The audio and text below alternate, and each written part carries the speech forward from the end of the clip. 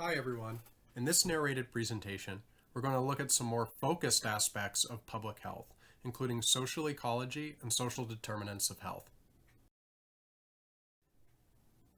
Population health is a focused public health concept that includes health problems, diseases, and/or illnesses of a particular group of people. So why might people in a population have similar health problems? Perhaps the geography, access to resources, access to food and healthcare services all play a factor in why a particular group may have similar health problems. These groups are communities, towns, a city, state, or nation, ethnic groups, disabled persons, or prisoners.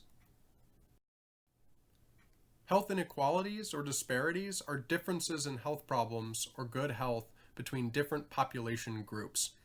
Differences in health status between populations are preventable and avoidable, so this is unfair and unjust that health inequalities and disparities exist. An example is in San Francisco, Latino children are 2 times as likely to have asthma as white children.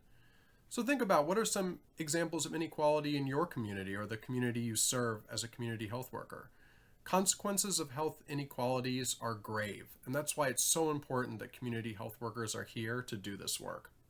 When we talk about health behaviors, we're referring to our beliefs and actions regarding health and well-being. Our health status is measures that provide information on the health of an individual or population. So think about the dimensions of health that we talked about on the last narrated presentation and the definition of health behavior. What are some measures that are taken when you go to the doctor? What are some health behaviors that can keep you healthy? And how do we know when an individual or a community is not healthy? And most importantly, what can we do about it?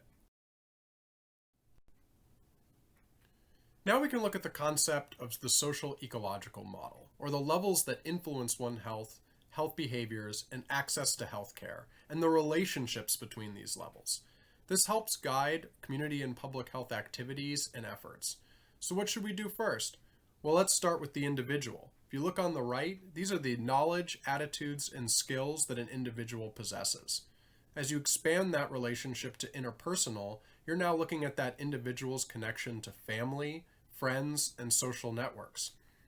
Going beyond, we're looking at organizational or the organizations and social institutions that individual were to engage with. Then the community as a whole, with relationships between organizations that provide services to that individual. And then public policy, the national, state, local laws and regulations that govern this entire system and how we're able to enter into these relationships at all these different levels. Now we get to one of the most influential places for community health workers, which is addressing social determinants of health. The social determinants of health are the conditions in which we are born, we grow in age, in which we live and work. The factors below impact our health and well-being, which includes your childhood experiences, housing, education, social support, family income, employment, our communities, and access to health services.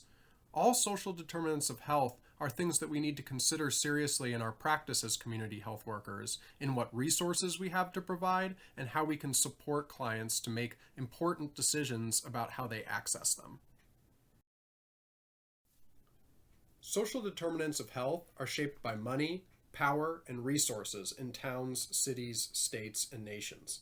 So when we think back to health inequalities and disparities, health behaviors, and population health, we'll realize that there's a lot of socially constructed ideas that are placed on people about how they should live their lives, ways that don't put them in the driver's seat.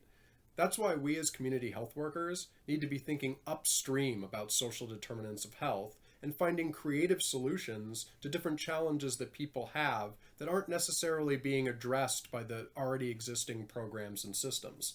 This can include things like a lack of money to join a gym or YMCA due to a low-paying job or unemployment or other financial burdens, lack of grocery stores that sell fresh fruit and vegetables, and lack of safe parks or exercise and recreation places.